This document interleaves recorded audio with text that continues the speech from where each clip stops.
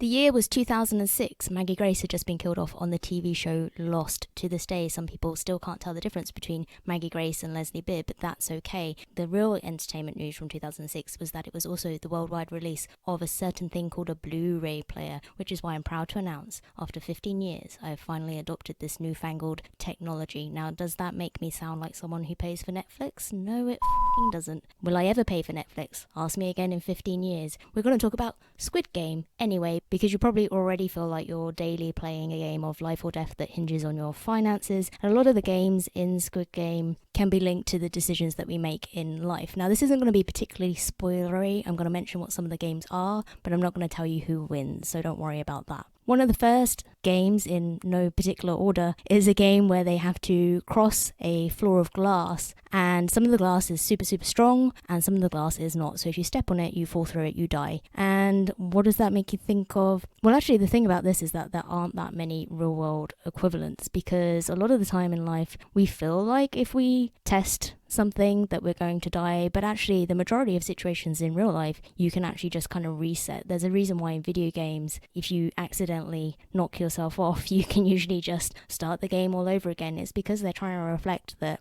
in real life there are lots of decisions that you can make that will not result in actual death. This is one of the few games from Squid Game, therefore, that I don't think you actually need to be afraid of in real life. You can treat it more like a video game where if you tread on the wrong piece of glass and you fall through, it's fine, you just pick yourself up again the next day. Next game, so another game in Squid Game, I feel like I'm going to be saying game a lot, is marbles, where one player has to try and win all the other players' marbles within 30 minutes, I think. And that sounds a lot like prenups. Now, we think that prenups are something that only rich people should worry about, but I'd argue that actually probably everyone should think about prenups. And also, you shouldn't just think about them before marriage. Like, if you're in any kind of relationship, you probably need to be talking about money and thinking about it as if you had to actually write a prenup. Now, there's kind of two schools of thought about this, because on the one hand, if you're very open and transparent with a partner about all of your assets, that could be used against you. So in fact, one form of abuse is financial abuse, where someone tries to control the other person's finances. And so for that reason, there's an argument that you would actually hide maybe some of your assets just in case that person turns around after 10 years and is like, you know how I've been pretending we're really happy and actually I've never loved you? Because apparently some people do that because they're psychopaths. That would then leave the other person with like an exit route, because they wouldn't be financially dependent on that partnership. I'd view the marble game in real life then as being something where you don't want to try and win all the other person's marbles as quickly as possible, but you also don't want to give away all of your marbles. You maybe want to keep a few marbles back to yourself. The crucial thing though is just to have conversations about money in the first place, which most people in relationships don't, and that's where a lot of the secrecy and problems then stem from. Of course, if you disagree with any of this, or if I make any mistakes about Squid Game, you can always let me know. Another one of the games is that good old-fashioned game that people play all around the world, especially in school, Tug of War. Now, if you've ever played this for sports day at school, the point is that it's meant to be a great team building exercise. Of course, in Squid Game, the objective is to actually pull the other team off the edge of a platform so that the other team falls to their death. Don't want to replicate that in real life, obviously. I think the real world equivalent for this one, if you're not trying to pull the other team to their death, is probably every Marvel movie ever that suggests that we would get through life a lot better if we join a team. Now, there is a crucial plot point, without being too spoilery again, where one character gets prior knowledge about the tug of war, and so they use that to cherry pick their team members and to get the strongest team so that they are physically more likely to be able to pull the other team over the edge. On that note, I'd say that again, talking about money and having people around you can talk about money with is a really good idea if you are stronger in numbers, but you probably also want to do your due diligence just like you would with those hypothetical prenups, and actually check in advance who it is that you've got on your team. Game number 4 is about extracting a shape from a honeycomb. I won't attempt to pronounce the name of the game. This really reminded me of, again, every Marvel movie ever. So, spoilers, one player melts the honeycomb so that they can get the shape out. Another player works out that if they lick the honeycomb, it kind of achieves the same thing. They're able to extract the shape. And another player just goes for something really simple that they think will be the easiest to try and extract from the honeycomb without damaging the shape. If you damage the shape, you die. So what this has in common with Marvel is that pretty much all superhero stories are about who we are without money or connections. And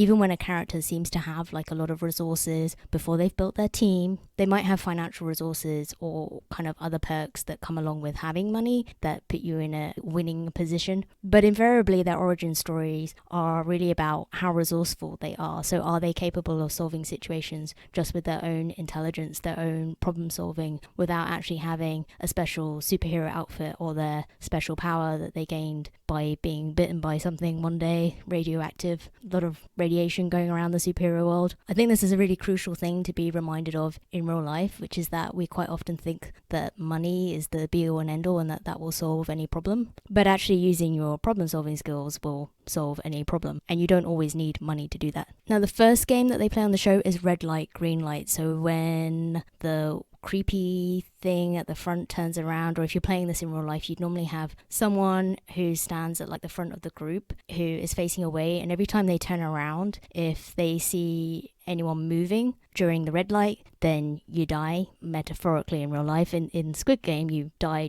And then when that figure turns back around, so they've got their back to you, that's when you've got the green light to advance forward again. And the objective is to try and get to whoever's at the front of the group without being caught moving at the wrong time. What's that saying about it's harder to catch an object in motion? Is that to do with fugitives being on the run? Where does that come from? Is that a military thing? I think there's two ways of looking at this. So actually, sometimes being an object in motion, you might feel like you're getting the green light, so good things are happening to you. Maybe you are making money, you're having some kind of success. That can actually feel like when you're the biggest target. Completely the opposite of the red light, green light game, because generally if you are having a good time and experiencing some kind of success, financial or otherwise, that will sometimes get up the backs of other people, and they will use that to try and knock you down. But you know, like crabs in a bucket of crabs don't get out of the bucket by trying to pull down the other crabs. They just all end up falling back into the bucket together or something like that. I think the other time that you really want to look out for red lights and green lights is with credit scores. So this is like quite a specific financial thing. But if you look up your credit score or your affordability score, and if you're like, no, I don't look those up, why would I look those up? You should probably look those up. So when you next look up your credit score and your affordability score, you'll probably find like whatever free service you use that they have like a traffic light system. Credit scores, as given away by the name, usually work on a scoring system, but they have this kind of like helpful coloring to kind of let you know that, you know, if your score's really low, it's not just the number that's the indication. You usually will kind of see that you're in like a red zone. And if your score's really high, they'll normally give you a nice green traffic light, which is to say, banks like you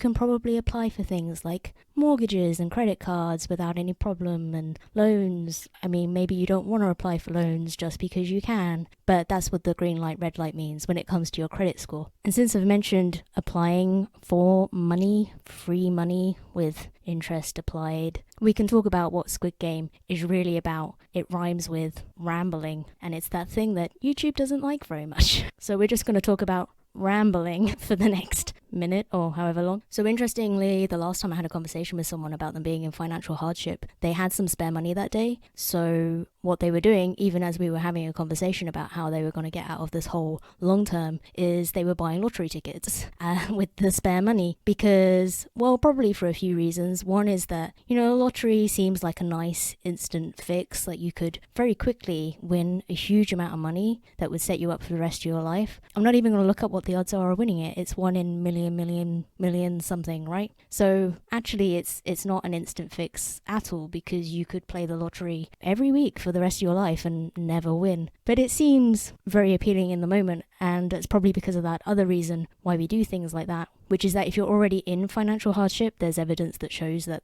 then impacts your decision making, and that's how you're likely to then end up going around in a circle where you just continue to make decisions that make it harder for you to use that natural resourcefulness and your natural problem solving abilities. So you're not stupid if you get into debt or can't get out of debt. It's just that it literally starts kind of burning neural pathways or something that mean that your future decisions are also more likely to keep you there than get you out of that place. And if you consider also that there's a good chance if someone's in debt that they're also dealing with depression or anxiety, and those things can definitely cloud your judgment as well, or just make it difficult to do other things that might solve the problem, like be in a state of health where you can make sure you're at work every day or whatever it is. If you are in debt and you feel like you want to stop playing a game of Squid Game, instead of buying lottery tickets, which is really obvious, you don't need me or anyone to tell you to stop buying lottery tickets. But there's also lots of evidence that shows that while we're actually doing something, we have very little awareness of what we're doing. We only really think about it possibly before, sometimes afterwards. But you might instead want to talk to like Citizens Advice or a debt charity. You can do that for free. No, they won't hand you millions of pounds, but it might be very helpful. And if you're not in debt, you also don't ever want to be, and you feel like maybe it's a risk, it's a possibility, then I would just ask yourself, how are the decisions you're making today risking your future? How are you playing the Squid Game?